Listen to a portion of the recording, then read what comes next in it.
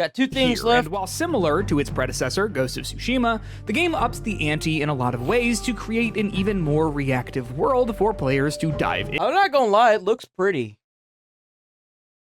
into. While there are plenty of changes Ghost of Yotei has made to Tsushima's formula, we've managed to compile a list of all of the biggest ones, which range from new weapons to wolf companions and even its open-ended design. These are 8 of the biggest changes from Ghost of Tsushima to Ghost of Yotei. I'm gonna keep up with it, Tsushima, but I'm not Jin gonna usually play it. fought on I'm his not gonna own with support only the a handful devs. of exceptions. However, in Ghost of Yotei, Atsu is frequently joined by wolves to fight alongside her. The wolves help take the pressure off in combat, allowing you to juggle larger groups of enemies. They'll frequently grab enemies by the arm, leaving them wide open for you to slice up while their guard is down. Wolves can also join you in standoffs, allowing you to take down double I mean, the developers advocating for death is a change to me, so the number of Saito's goons at the start of an encounter. As a result, it makes the prospect of doing a standoff much more You know what was really nice about Ghost of Tsushima? It felt more realistic than having a fucking wolf companion, because, you know, why not? enticing, since you'll be able to pick off a significantly larger number of enemies from the jump. Your wolf companions won't be by your side all the time in Ghost of Yotei, but if you spend the time to find wolf dens and complete the quests tied to them, you'll be able to put points into the wolf skill tree, and they'll start appearing Why would you put points in a skill tree if the wolf's not going to be there all the time? more often to give you a hand. One of the early skills we'd recommend getting is the Wolf Rescue skill at the start of the Summon branch of the tree, which occasionally summons a wolf to save you from being killed if you lose all your health. Unfortunately, however, there are no skills in the tree that let you pet the wolves whenever you want, so you'll just need to be You're the reason why we can't have good games anymore. Stop doing that. I want to be able to kill animals in the games. I don't want to pet them. I don't want to paint them. I want to kill them. I want to skin them and use their pelt to get upgrades. satisfied with petting the foxes. Ghost of Yotei introduces the shamisen, a guitar-like instrument that Atsu has played since she was a child. While Jin has the flute to play in Ghost of Tsushima, Atsu's shamisen provides the player with a I don't think I pulled that flute out a single time the entire time I played Ghost of Tsushima. Why the hell would I want to sit there and play a freaking instrument? I want to go out and kill stuff. lot more benefits. Jin's flute was able to change weather conditions in Ghost of Tsushima, but I did not know that. The flute changes the weather? that was it. The shamisen gives Atsu similar abilities, but allows you to track undiscovered shrines, hot springs, and bamboo-cutting locations by blowing the wind in the direction toward them. Take note that you won't have the shamisen's guiding. That's just fucking tedious. I used to just be able to follow the wind. Did they take out the wind and make it to where you have to have the whatever the hell that guitar thing is to do it? Because if so, that's stupid. abilities right from the start of Ghost of Yotei, but after you learn a few songs by completing side quests and finding other shamisen players, you'll be plucking away in no time. Plus, if you want to hear any of the numerous shamisen tracks that Atsu knows how to play, you can play them to your heart's content while resting at the campfire. While Ghost of Tsushima was an open-world game, the main plot was told in a relatively linear manner. While Ghost of Yotei isn't The Legend of Zelda Breath of the Wild by any means, it does, however, give the player a fair amount of control over which plot thread. How can you even compare those two games? They're completely different. Where did he get that from? Man, oh man. They want to pull on. As Atsu pursues the Yotei 6 in hopes of getting revenge for her family, there are usually many different places she can go to advance the plot. The main revenge quest is usually broken up into several discrete pieces depending on which member of the Yotei 6 you want to pursue. As a result, at any given time, you might have 3 or 4 main quest markers on the map. Usually, Ghost of Yotei will spend several hours being relatively open-ended, then come to a head for major plot beats and set locations, and then become open-ended once more. While it's not the kind of game that lets you go anywhere and do anything you want right from the start, it does allow players familiar with the structure of Ghost of Tsushima to have more freedom in how they want to deal with the Yotei 6. Ghost of Tsushima eventually added a gear loadout system to the game in the 1.1 update. However, it's turned off by default, so many players, myself included, didn't even know the option existed. Ghost of Yotei has fixed that problem, however, by giving players access to 3 gear loadout options that are available right from the beginning of the game. I didn't use that shit either. You know what I do? I find better armor and I equip it. I find a better weapon and I equip it. I don't care about no damn gear loadout. Why would you need gear loadout? The fuck? Why? That don't make any sense. There's usually like one really good set of armor. Like, why the hell would you want 5 different sets of armor that are less quality than what you could equip? It doesn't affect your mobility at all. So, like, why? This is completely fucking useless. Stealth? I mean, I guess that makes sense.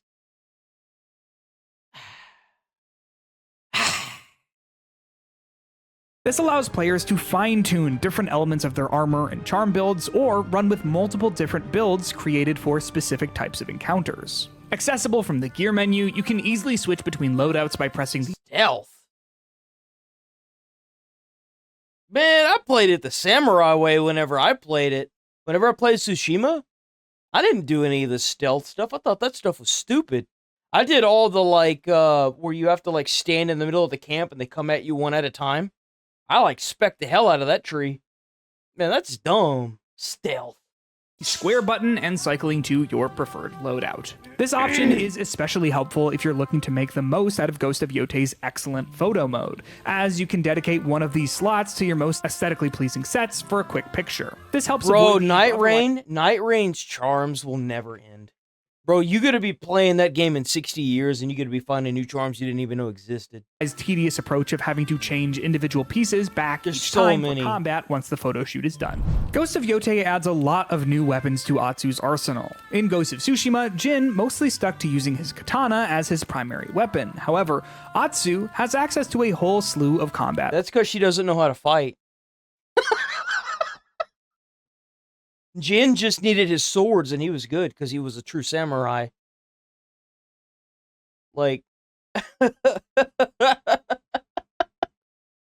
let's be honest here, man. Like, come on. He changed his stances.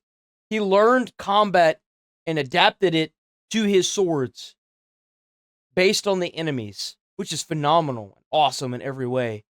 Options. She can wield her katana, wield two katanas, wield a Yari spear, wield a Kusarigama, and wield the giant and powerful Odachi. Additionally, Atsu picks up a Tanegashima matchlock fire. My biggest concern with this, and I guess people that are going to play it, because I'm going to boycott the game for reasons, can tell me if, because you can't hold all 4 weapons, you can only have 2.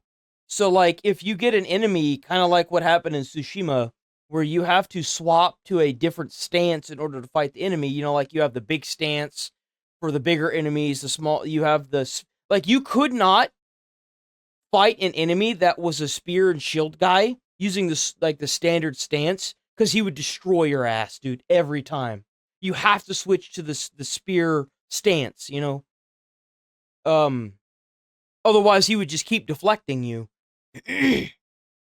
So I guess my question to them would be, how tedious is it? Because it's going to be tedious, but how tedious is it to find the weapon that coincides with the enemy that you have to deal with? Arm to expand her long-range capacity beyond traditional short and long bows. Bro, she got a gun. She's like, yo, you got a big-ass shield. I got a fucking Glock, bitch. Block this. Functionally, many of these new weapons operate in a similar way to Jin's various combat stances that allowed him to counter enemy attacks with various weapons. Atsu's arsenal introduces a similar game of rock, paper, scissors, though in this case it's more like dual katana, spear, Kusarigama. While Jin's combat stances were an interesting take on sword-driven combat, Ghost of Yotei expands on the combat offerings of its predecessor by introducing new enemy types and new ways to counter them with combat Atsu's looks gear. so similar. As you explore Ezo, you'll encounter your fair share of Ronin looking to cash in on the... This is one of those games that I ask myself, like Death Stranding 2, why does this game need to exist? The first one was so good. Bounty that's been placed on Atsu's head. There are plenty of wandering enemies aligned with Lord Saito, similar to the If it's not as good as the predecessor, I just don't think it needs to be a thing. Various roaming factions in Ghost of Tsushima, but the groups of Ronin searching for Atsu pose a new challenge, as it can be difficult to discern who's a friend and who's a foe while out in the wilderness. As Atsu makes a name for herself while cutting her way to the Yotei 6, the world will get increasingly more dangerous. The bounty on Atsu's head goes up as you clear out That's not a change from the old game to the new game. That's the same. As you take out the guards, or not the guards, but the generals in Ghost of Tsushima, the map gets harder because that's what it does. It's just you're not saying things that have changed from point A to point B. You're just stating gameplay, bro. Like, stick to the script. Holds and progress the story. So, wandering Ronin, who want the coin that comes with turning her in, will start putting down traps in the overworld. Oh. As you get deeper into No, that's not a change either. You used to get ambushed all the time in Tsushima. Ghost of Yotei, you'll need to keep an eye out for traps and Ronin laying in wait to ambush you. Combat has been notably expanded upon in Ghost of Yotei, and one of the most important new additions What I really liked about Ghost of Tsushima was that when you cranked it to the hardest difficulty, and this is the only game I've ever played that has been this way, it takes more hits, it takes less hits than you die, but it also, you can deal out less hits and it kills them. So, like, it's so balanced that instead of it being harder, it's more realistic. That's the best way I could describe the difficulty system in Ghost of Tsushima. It's more and more realistic the higher you crank up the difficulty. And I like that a lot. It doesn't just hinder the player's experience, it makes it more realistic by, if it takes 3 hits to kill me, it's going to take 3 hits to kill the enemy. Disarming attacks. I like that a if lot. An enemy hits you with a yellow-tinted disarming attack, your weapon will go flying out of your hand. See, that looks fucking irritating. You can be disarmed, and you'll need to scramble to recover it. If you lose your weapon, you're not out of luck just yet, as Atsu... What kind of samurai don't know how to hold their weapon? I never heard of that stupid shit before. A samurai being disarmed? Since when? You can still punch her way through a combat encounter, but given the giant game of rock, paper, scissors that makes up much of Ghost of Yotei's combat, you'll be at a major disadvantage when dealing with enemies, so you'll want to grab it as soon as you can. Luckily, your enemies aren't the only ones with disarming attacks, as you can use them as well by unlocking the Unyo Strike in the attack branch of the Unyo skill tree. When an enemy is disarmed, they'll be wide open for attacks, and you can even find their lost weapon and throw it at another enemy for an easy kill. So those are 8 of the biggest changes in Ghost of Yotei from Ghost of Tsushima. While there are plenty of other smaller differences between the two, those are the ones that change the experience the most from game to game. I don't know.